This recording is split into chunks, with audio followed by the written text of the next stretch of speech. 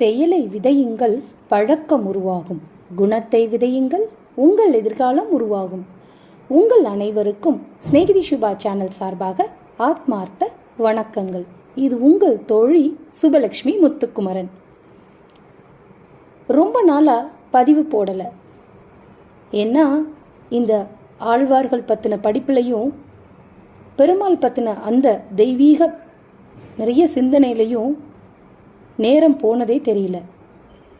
இப்போது ஒரு புது சிந்தனை, இந்த மாதிரி ஒரு பதிவு போட்டால் என்ன அப்படின்ட்டு. ஏன்னா நிறைய விஷயங்கள் நம்மளோட பாரம்பரியத்தில் உள்ளது நமக்கு தெரியாமலே இருக்குது. பக்தின்னு ஒரு விஷயம் அப்படித்தான். பக்தி அப்படின்னா என்ன? ஒவ்வொருத்தரும் ஒவ்வொரு விதமாக பக்தி காமிச்சிருக்காங்க. இப்போது சமீப காலமாக, அதாவது மார்கழி மாதம் முடிஞ்சது, எல்லா பெருமாள் கோயில்லையும் ஆழ்வார்கள்னு ஒரு பேர் அடிபடுறத நாம் தெரிஞ்சுக்கலாம். அந்த ஆழ்வார்கள் அப்படி என்ன பக்தி செஞ்சாங்க? அப்படி பக்தியை பற்றி என்ன சொன்னாங்க? ஏன் அவங்க பெருமாளோட இன்னும் பிரசித்தமாக பேசப்படுறாங்க அப்படிங்கிற பற்றின பதிவு தான் இது. அவங்க சொன்ன பக்தி எப்படிப்பட்டது அப்படின்னு இந்த பதிவில் நாம் பார்க்கலாம். இது கொஞ்சம் அறிவார்ந்த பதிவாக இருக்கலாம்.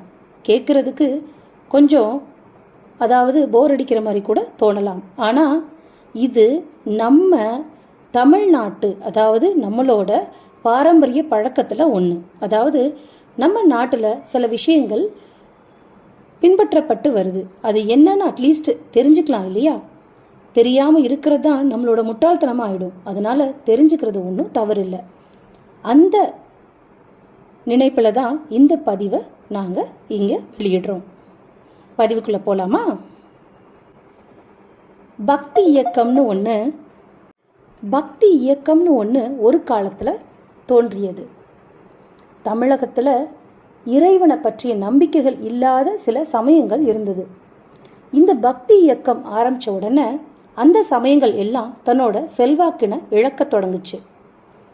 இந்த காலத்தில் புத்துயிர் பெற்றது தான் சைவம், வைணவம்.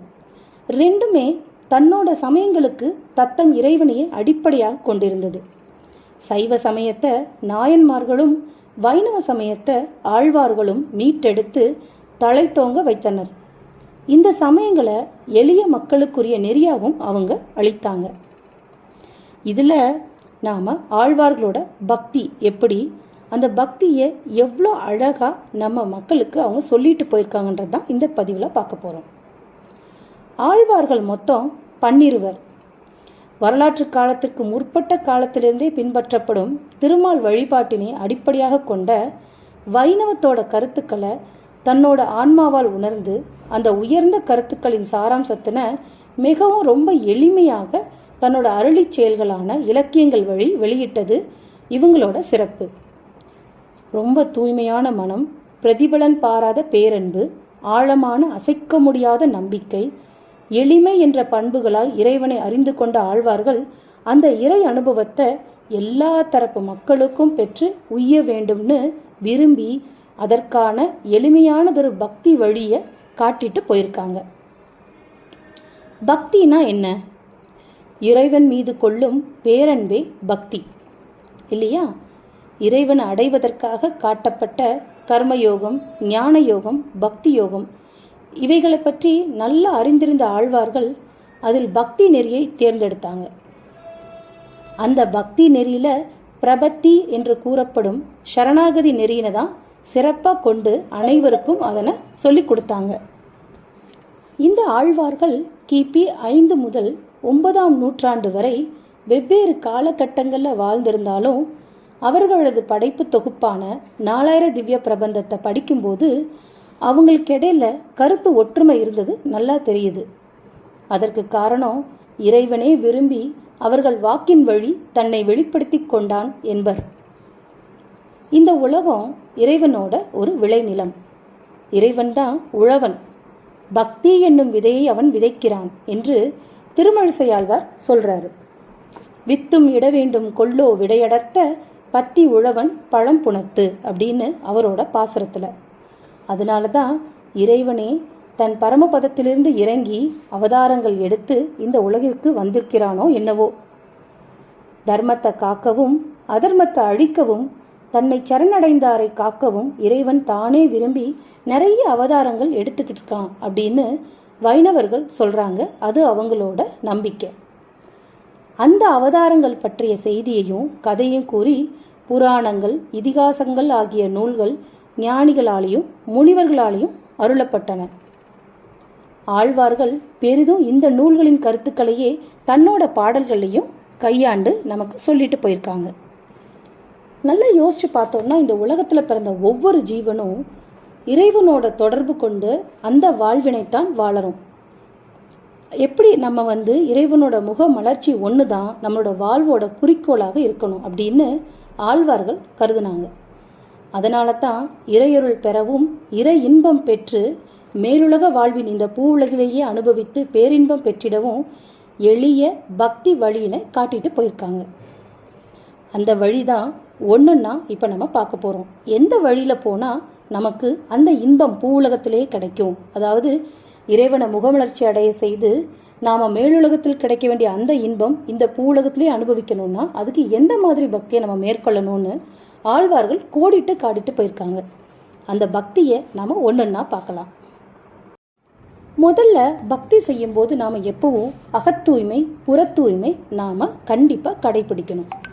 இறைவனது இயல்பினை எடுத்து கூறும்போது ஆழ்வார்கள் முதல்ல சொல்றது அவனோட எளிமை தன்மையை தான்.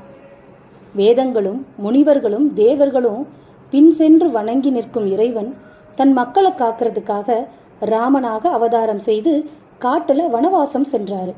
கண்ணனாக அவதாரம் செய்து கன்றுகள் மேய்த்தாரு.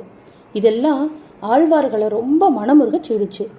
அதனால தான் இறைவன் எளிமையின் உருவம், அன்பின் வடிவம் என்பதை அவங்களோட பாசுரங்கள்ல அழகா பாடிட்டு போயிருக்காங்க. இறைவனை அடைவதற்கான நெறிகளை பாடும்போது எளிமையான வழிகளையே அவங்க போற்றி பாடுறாங்க. என்ன சொல்றாங்க அப்படின்னா, நீராடிய பின் மனதில் உண்மை அன்போடும் குற்றமற்ற மனதோடும் வணங்கணும் அப்படிங்கிறது அவங்க சொல்ற ஒரு நெறி. அதைத்தான் ஆண்டாள் திருப்பாவையில செய்யாதன செய்யோம் தீக்குறளை சென்றோதோம் ஐயமும் பிச்சையும் ஆந்தனையும் கை காட்டி உய்யுமாறு எண்ணி உகந்தேலோர் எம்பாவாய் அப்படின்னு பாடுறாங்க. இது அவங்க நமக்கு சொல்லிட்டு போன ஒரு தகவல் இல்லையா? இந்த மாதிரி நாங்கள் தீச்செயல்களை செய்ய மாட்டோம், அடுத்தவங்களுக்கு ஏதாவது அன்னமிட்டு தான் நாங்கள் சாப்பிடுவோம், அதே மாதிரி விடியற்கால எழுந்து நீராடி இறைவனை வணங்குவோம் அப்படின்னு வழிகாட்டிட்டு போயிருக்காங்க. இன்னொன்னும் சொல்லியிருக்காங்க, நாம் இந்த மாதிரி தூய்மையாக மலர் தூவி அவனை தொழுது பாடினா மனத்தினால் சிந்தித்தா எந்த விதமான பிழைகள் நம்ம தெரியாமல் செஞ்சாலும் அத்தனை பிழைகளையும் தீயில போட்டு தூசாகிற மாதிரி எதையுமே இல்லாமல் தொடச்சிட்டு நமக்கு அருள் செய்வான் அப்படிங்கிறதையும் சொல்லியிருக்காங்க. இது மட்டும் இல்லை, நின்று நின்று அவன் குணங்கள் உள்ளி உள்ளம் தூயற சென்று சென்று பாடி அப்படின்னு திருமழிசை சொல்லியிருக்காரு. அவங்க உள்ள தூய்மை பற்றி தான் இதை சொல்கிறாங்க. அதாவது உடலை துன்புறுத்திக்கிட்டு செய்கிற வழிபாட்டு முறைகளை விரும்பாதவங்க ஆழ்வார்கள். அதனால எப்பவுமே பக்தி முறை, பக்தி மட்டும் மனமாற பக்தி செஞ்சால் போதும், இறைவனை அடையலாம் அப்படிங்கிறத அவங்க சொல்லிட்டு போயிருக்காங்க. அதனால தான் தினந்தோறும் 1001 அடியார்களுக்கு உணவிடும் சேவையை ஒரு சடங்காக செய்து கொண்டு வாழ்ந்து வந்த திருமங்கை ஆழ்வாரினை இறைவனே நேரில் சென்று திருமந்திர உபதேசம் செய்து திருத்தி பணி கொண்டான் அப்படின்னு கதையா சொல்லுவாங்க. புந்தியால் சிந்தியாது ஓதி உருவு என்னும் அந்தியால் ஆம்பயன் அங்கு ஏன் என்று பொய்கை ஆழ்வார் கூட பாடியிருக்காரு. இதெல்லாம் அகத்தூய்மை பற்றியும் புறத்தூய்மை பற்றியும் நாம் எப்படி இருக்கணும் பக்தி செய்யும் போது அப்படின்னு பற்றியும் ஆழ்வார்கள் சொன்னது. அடுத்து இன்னும் ஆழ்வார்கள் என்னெல்லாம் பண்ணியிருக்காங்க அப்படின்னா, நிறைய பேர் மலர் வழிபாடு பண்ணியிருக்காங்க. அதாவது பூ கைங்கரியம்னு சொல்லுவாங்க. அதை பற்றினது அடுத்தது. ஆழ்வார்களை பொறுத்தவரை அவங்களோட வாழ்வும் வாக்கும் ஒன்று தான். பெரியாழ்வாரை எடுத்துக்கிட்டோன்னா ஒரு பெரிய நந்தவனம் அமைத்து இறைவனுக்கு பூமாலை செய்து இறையருள் பெற்றார்னே சொல்வாங்க. அவரோட மகளான ஆண்டாள் ஒரு படி மேலே போய் தன்னோட தூய பக்தியால் தான் சூடி அழகு பார்த்த மாலையை இறைவனே விரும்பும்படி செய்து சூடி கொடுத்த சுடற்கொடி அப்படின்னு பேர் வாங்கினாங்க. பெரியாழ்வார் கண்ணனை குழந்தையாக்கி பாடிய பாசுரங்கள் ஒரு 10 முழுவதும் யசோதை நிலையில் நின்று இறைவனுக்கு விதவிதமாக பூச்சூட்டி அழகு பார்க்கிறார். பூதத்தாழ்வார் ஒரு அழகான பாடல்ல மலர் வழிபாடு பற்றி சொல்றாரு. தாம் உளரேதும் உள்ளமுள் உளதே, தாமரையின் பூ உளதே எத்தும் பொழுது உண்டே அப்படின்னு. இதனால மலர் வழிபாடு எவ்வளோ சிறந்தது அப்படின்னு ஆழ்வார்கள் சொல்லிட்டு போயிருக்காங்க. பூந்துழாயான் அடிக்கே போதொடி நீரேந்தி தாம் தொழா நிற்பார் தமர் அப்படின்னு அடுத்து இன்னொரு ஆழ்வாரும் சொல்லியிருக்காரு. அடியார் சேவை, இது பக்தியில ரொம்ப ரொம்ப முக்கியமான ஒன்று. வைணவத்தை பொறுத்தவரை பாகவதர் சேவை பகவான் சேவை விட ரொம்ப சிறப்பானது அப்படின்னு நம்புறாங்க. மதுரகவி ஆழ்வார் தனது கண்ணினும் சிறுதாம்பு அப்படிங்கிற பாசுரத்துல திருமாலான இறைவனை பற்றியே பாடல அவரு. இறையடியாரும் தனது குருவுமான நம்மாழ்வாரை பற்றி மட்டுமே பாடியுள்ளார். இது இதற்கு சான்று. இறையடியார் சேவையின் இன்றியமையாமை பற்றி ரொம்ப போற்றி தன்னோட வாழ்நாள் லட்சியமாக கொண்டவர் தான் குலசேகர ஆழ்வார். அவர் தன்னோட பாசுரத்துல ஆடிப்பாடி அரங்க ஓ என்று அழைக்கும் தொண்டரடி பொடி ஆட நாம் பெரில் கங்கை நீர் குடைந்து ஆடும் வேட்கை என்ன ஆவதே அப்படின்னு பாடியிருக்காரு. அதாவது புனித நதியான கங்கை நீரில் நீராடுவதை விட அடியார் பாத தூளியினை தனது தலையில் தரிப்பது புண்ணியம் அப்படின்னு சொல்றாரு. கங்கை நீர் கூட முக்கியம் இல்லையாம், அதை விட ஏதாவது ஒரு அடியார், அதாவது இறைவனுக்கு சேவை செய்வாங்க இல்லையா, அவங்களோட அந்த அடியாரோட பாத துளிகள், பாதத்தை கழுவுன நீர், அது நம்மளோட தலையில தரிப்பது ரொம்ப புண்ணியம் அப்படின்னு சொல்லிட்டு போயிருக்காரு. இறையடியார்களுக்கு செய்யும் தொண்டு இறைவனுக்கு செய்யும் தொண்டு அப்படிங்கிறது ஆழ்வார் காட்டும் ஒரு பக்தி நெறி. அப்படின்னா நம்மளால எதுவுமே செய்ய முடியாட்டி, வீட்டில் பூஜை பண்ண முடியல, விளக்கு போட முடியல, இல்லை நம்மளால ஒரு இலை கூட வைக்க முடியல அப்படின்னா, ஏதோ ஒரு ரோட்ல அடியார் போயிட்டு இருக்காரு அப்படின்னா அவரை நோக்கி ஒரு நமஸ்காரம் செஞ்சா கூட அதுவே பெரிய விஷயம்.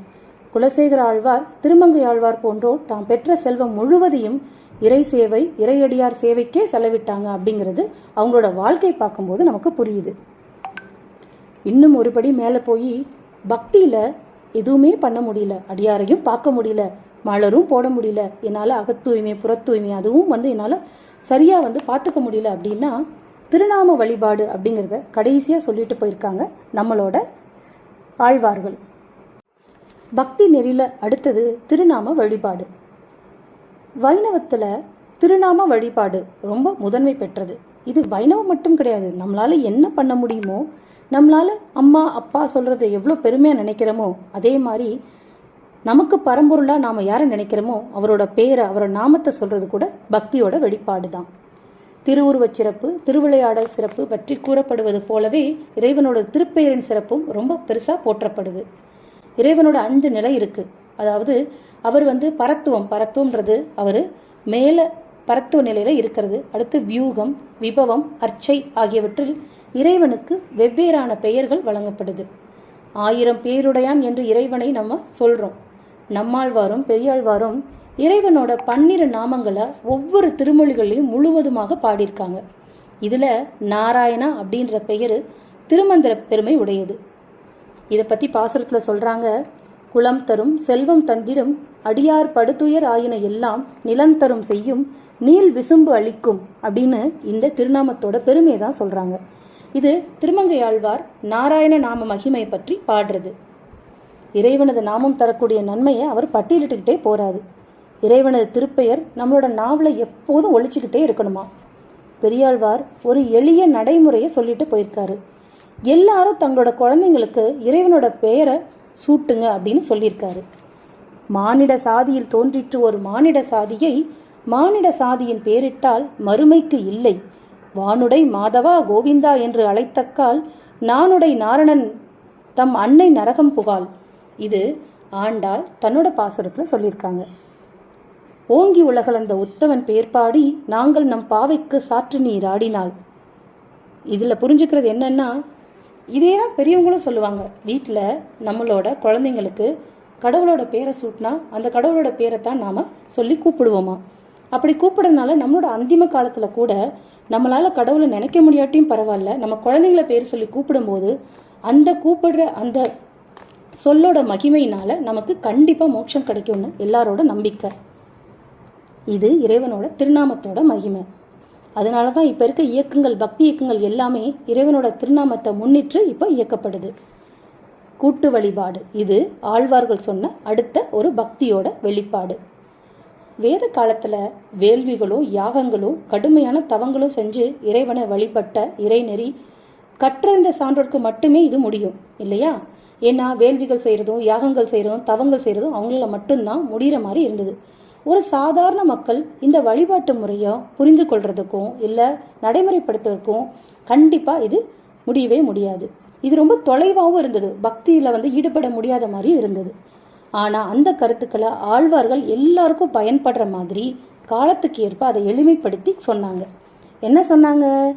ஏடு நிலத்தில் இடுவதன் முன்னம் எங்கள் குழாம் புகுந்து அப்படின்னு இறைவனை எல்லாரும் சேர்ந்து வழிபடணும் அப்படின்னு சொன்னாங்க.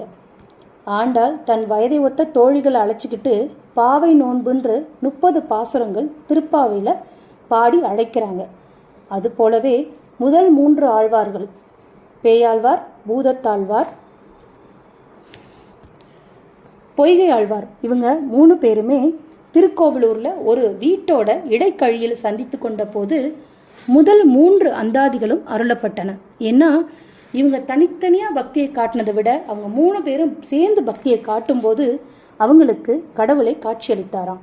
ஸோ இது நடக்கிற ஒரு உண்மைதான். வையம் தகழியா வார்க்கடலே நெய்யாக வெய்யக்கதிரோன் விளக்காகன்னு பொய்கை ஆழ்வார் பாட, அன்பே தகழியா ஆர்வமே நெய்யாக இன்புருகு சிந்தை இது திரியாக அப்படின்னு பூதத்தாழ்வார் பாட, திருக்கண்டேன் பொன்மேனி கண்டேன் திகழும் மறுக்கண் அணிநிறமும் கண்டேன் அப்படின்னு கடைசி ஆழ்வார் பேயாழ்வார் பாட 3 பேருக்கும் கிடைத்தது அந்த இறைவனோட தரிசனம்.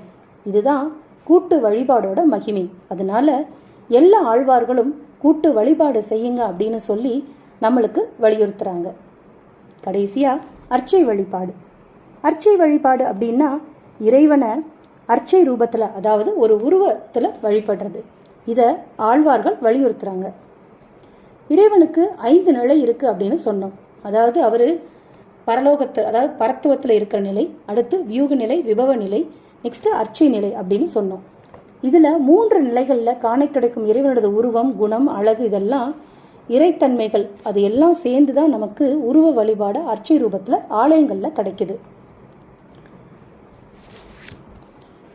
இறைவனை உருவம் இல்லாம வழிபடுறதோ இல்ல தீய இறைவனை நினைச்சு வழிபடுறதோ சாதாரண மக்களால முடியாது. அது பெரிய பெரிய துறவிகளால் மட்டும்தான் தியான நிலையில அமர்ந்து இறைவனை உருவகப்படுத்தி அவங்க வழிபட முடியும். சாதாரண மக்கள் தன்னோட மனதை உருவகப்படுத்தணும், அதாவது ஒருமுகப்படுத்தணும் அப்படின்னு நினைச்சா அது ஒரு உருவத்து மேலதான் ஒருமுகப்படுத்த முடியும். இதை தெரிஞ்சுக்கிட்ட முன்னோர்கள் நமக்கு இறைவனை ஒரு உருவ வடிவத்துல நமக்கு கொடுத்தாங்க. அந்த உருவ வடிவம் தான் அர்ச்சை வடிவம். நமக்கு பிடித்தமான தெய்வங்கள் எல்லாம் அந்த உருவ வடிவமாகவும் அர்ச்சை வடிவமாகவும் பல்வேறு ஆலயங்கள்ல நிறுவப்பட்டாங்க. இப்போ மக்கள் எல்லாமே அந்த உருவத்தை மேல நம்மளோட நம்பிக்கைகளை செலுத்தி மனதை ஒருமுகப்படுத்தி அவரை கும்பிடும்போது நமக்கு பக்தி ஆட்டோமேட்டிக்கா வெளிப்படும். ஆழ்வார்கள் நிறைய புனித தலங்களுக்கு சென்று அந்த அர்ச்சாவதார மூர்த்தியை அதிகமாக பாடியிருக்காங்க. திருமங்கை ஆழ்வார் நிறைய திவ்ய தேசங்களுக்கு போய் பாடி அவர் தான் மிகைப்படுத்தின பாடலும் கொடுத்திருக்காரு. அவர் தன்னோட பாசுரத்துல ஊன் வாட உண்ணாது உயிர்காவலிட்டு உடலில் பிரியா புலனைந்தும் நொந்து தாம் வாட வாட தவம் செய்ய வேண்டாம் அப்படின்னு சொல்லியிருக்காரு. அதாவது தன்னோட உடலை வருத்தி கொண்டு செய்யும் தவத்தை அவ்வளவு உயர்வாக எப்பவுமே அவங்க சொன்னதில்லை. அதற்கு மாறா இறைவன் எழுந்தருளி இருக்கும் திருச்சித்திரக்கூடம் என்னும் திருத்தலத்துக்கு சென்று அவனது அர்ச்சை உருவத்தை கண்டு வழங்கினால் நம்ம பிறவியில் இருக்கும் எல்லா துயரும் போயிடும் அப்படின்னு சொல்றாங்க. தனக்குன்னு ஒரு உருவம் இல்லாத பெருமான் தன்னோட பக்தர்களின் அன்பிற்கு கட்டுப்பட்டு அர்ச்சை திருமேனியில வாசம் செய்கிறான் என்பது ஆழ்வார்களோட கருத்து. அதனால எங்கெல்லாம் நம்ம உருவத்தை பார்க்குறோமோ, நமக்கு பிடிச்ச உருவத்தை இறை ரூபத்துல பார்க்குறோமோ அங்கெல்லாம் மனதை ஒருமுகப்படுத்தி தன்னோட பக்தியை செலுத்தலாம் அப்படிங்கிறது ஆழ்வார்களோட அவங்களோட நம்பிக்கை. சரி, பக்தி செலுத்தணும் அப்படின்னு ஆழ்வார்கள் பக்தியை நமக்கு காட்டிட்டு போயிருக்காங்க. அதை எப்படிலாம் செலுத்தணும் அப்படின்னா ஏற்கனவே சொல்லியிருக்காங்க. மலர் போட்டு நம்ம வழிபாடு செய்யலாம், மனசையும் புறத்தையும் தூய்மையா வச்சுட்டு நம்ம அந்த பக்தியை மேற்கொள்ளலாம். அடுத்தது அர்ச்சை ரூபத்தை பார்த்து நம்ம பக்தியை இன்னும் செலுத்தலாம். அது மட்டும் இல்லாமல் கூட்டு வழிபாடு செய்யலாம் அப்படின்னு நிறைய வழிமொழிகள், அதோடு இல்லாமல் திருநாமத்தையும் நம்ம உச்சரித்து பக்தியை வெளிப்படுத்தலாம் அப்படின்னு சொல்லிட்டு போயிருக்காங்க. ஆனால் இந்த பக்தியினால என்ன பலன் கிடைக்கும் அப்படின்னு இருக்கு இல்லையா? அதுக்கு அவங்க அதனால அடையும் நன்மை என்ன சொல்றாங்க அப்படின்னா, உண்ணும் சோறு பருகும் நீர் எல்லாவற்றையும் திருமாலை கண்ட ஆழ்வார்கள் தம் பக்தியை விரும்பி அனுபவித்தனர் அப்படின்னு சொல்றாங்க. அதாவது பக்தியை அனுபவிக்கும் போது அவங்களுக்கு அது ஒரு விருப்பமாவே மாறிடுமா. காலும் எழா கண்ணீரும் நில்லா உடல் சோர்ந்து நடுங்கி குரல் மேலும் எழா மயிர்கூச்ச மரா என தோள்களும் வீழ்வு ஒழியா அப்படின்னு பெரியாழ்வார் சொல்லியிருக்காரு. நீங்க பக்தி செலுத்தும் போது கால் எழுந்திருக்க முடியாது, கண்ணில் கண்ணீர் விழும், அது நிற்காது, உடல் சோர்ந்து அப்படி நடுங்கி குரல் கூட வராது, மயிர்கூச்சம் எரியும், தோள்கள் கூட வீழ்ந்து போகும். அந்த அளவுக்கு பக்தினால நம்மளோட உடம்பு எல்லாமே கட்டுப்பட்டு இறைவனை நோக்கி ஒரு விதமான அன்பு உணர்ச்சி தோன்றும் அப்படின்னு அவங்க சொல்றாங்க. இறைவன்கிட்ட தாய், தந்தை, குழந்தை, தலைவன், உடையவன், நண்பன் போன்ற உறவு முறைகள் எல்லாமே ஆழ்வார்கள் அனுபவிச்சாங்க. இறைவன் அவங்க தாயாவும் பார்த்தாங்க, தந்தையாவும் பார்த்தாங்க, குழந்தையாவும் பார்த்தாங்க. ஒரு தலைவனா பார்த்து தன்னை தலைவியா பார்த்து காதல் உணர்வும் மேற்கொண்டாங்க. அது மட்டும் இல்லை, நண்பனாவும் பார்த்து அவ்வளோ பாசுரங்கள் பாடியிருக்காங்க. இதனால இறைவன் கிட்ட ஒரு நெருக்கத்தினை அவங்க உணர்ந்தாங்க. அந்த நெருக்கத்தை உணர்ந்ததுனால தான் பக்தி முறையை காட்டி நம்ம சாதாரண மக்களுக்கும் நீங்களும் இறைவன் கிட்ட நெருங்கி போகலாம், நாங்கள் அனுபவிச்சதை நீங்களும் அனுபவிக்கலாம் நமக்கு சொல்லி கொடுத்துட்டு போயிருக்காங்க. ஆழ்வார்களை கற்கும் யாவருக்கும் இந்த இறை இன்பம் கிடைக்க வேண்டும் தான் அவங்களது குறிக்கோள். இந்த பக்திமயமான ஒரு இயக்கம் ஆழ்வார்கள் முன்னெடுத்து சென்று நம்மளோட ஒவ்வொரு ஜீவாத்மாவும் அந்த பரமாத்மா கிட்ட போகிறது தான் நம்மளோட பிறவியோட பயன் அப்படின்னு சொல்லி கொடுத்துட்டு போயிருக்காங்க. எத்தனையோ பிறவிகளில் செய்த தவத்தாலும் தாம் பெற்ற மெய்யியல் கருத்துக்களை நமக்கு மட்டும் என்று வைத்து கொள்ளாமல் நம்ம எல்லாருக்கும் பயன் பண்ணுற மாதிரி சொல்லிட்டு போன அந்த ஆழ்வார்கள் அருளிச்செயல்களை நம்ம படிச்சுட்டு அதை பக்தியோடு நம்ம சொன்னோம்னாலே இந்த பக்தி இன்னும் மேம்பட்டு நமக்கு இன்னும் புலனாங்கிதம் கிடைக்கும் அப்படின்றது அவங்களோட கருத்து. வாழ்க்கை அறம் சார்ந்து இருக்க வேண்டும்ன்றதையும் நமக்கு குறிக்கோளாக வச்சுக்கணும்னு சொல்கிறாங்க. நம்மாழ்வார் எப்படி இறைவனை வழிபட்டார் அப்படின்னா, உள்ளம் உரை செயல் உள்ள இம்மூன்றும் உள்ளி கெடுத்து இறை உள்ளில் ஒடுங்கே அப்படின்னு சொல்கிறாரு. அதாவது நம்மளோட மனசு, நம்மளோட நடத்தை, நம்மளோட வாக்கு, இது 3 நாளையும் இறைவனை ஒடுங்க, அதாவது நம்ம 3ஐயும் சேர்த்து கும்பிட்டா மட்டும்தான் இறைவனோட அந்த பேரின்பத்தை உணர முடியும் அப்படின்னு சொல்கிறாரு. அது மட்டும் இல்லை, மலர் புகை நீர் கொண்டு வழிபட்டால் போதும் அப்படின்னு ஆழ்வார்கள் சொல்கிறாங்க. அந்த வழிபாடு எப்படி இருக்கணும்னா உண்மையான வழிபாடாக இருக்கணும், அறம் சார்ந்து இருக்கணும். ஏன்னா குலசேகராழ்வார் என்ன சொல்கிறார் அப்படின்னா, தீதில் நன்னறி நிற்க அல்லாது செய் நீதியாரோடும் கூடுவதில்லை நான் அப்படின்னு சொல்கிறாரு. அதுவும் ரொம்ப ஸ்ட்ராங்காகவே சொல்கிறாரு. அதாவது நீதி நெறியில் நடக்காதவர்களோடு எந்த உறவும் வச்சுக்க மாட்டாங்களாம் ஆழ்வார்கள், அதே தான் கடவுளும் பண்ணுவார் அப்படின்னு சொல்கிறாரு.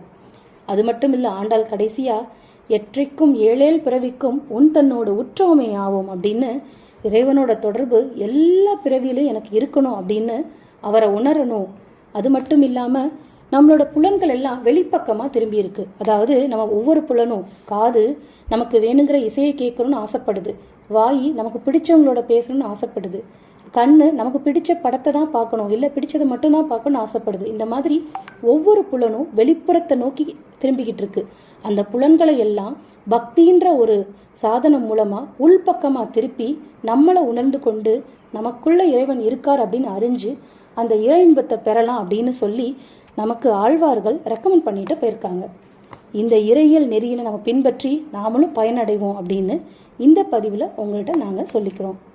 இந்த ஆழ்வார்கள் காட்டிய எளிய பக்தி நெறியை நாம் பின்பற்றினோன்னா நம்மளோட வாழ்க்கை ரொம்ப இன்பமாக அமையும். அதே மாதிரி நம்மளோட வாழ்க்கையில் பக்தி அப்படிங்கிறது தனியாக பிரித்து பார்க்காம நம்ம வாழ்வியலோடு சேர்த்து பார்த்தோன்னா அது இன்னும் இன்பமாக இருக்கும் அப்படின்னு சொல்லி இந்த பதிவை முடிக்கிறோம். இந்த பதிவு உங்களுக்கு பிடிச்சதுன்னா நீங்கள் லைக் பண்ணுங்கள், ஷேர் பண்ணுங்கள், மறக்காமல் ஸ்நேகிதி சுபா சேனலை சப்ஸ்கிரைப் பண்ணிவிடுங்க. இத்துடன் உங்களிடம் விடைபெறுவது உங்கள் தோழி சுபலட்சுமி முத்துக்குமரன். வணக்கம், வாழ்க வளமுடன், ஆத்ம நமஸ்தே, ஹரே கிருஷ்ணா, வெற்றியுமதே.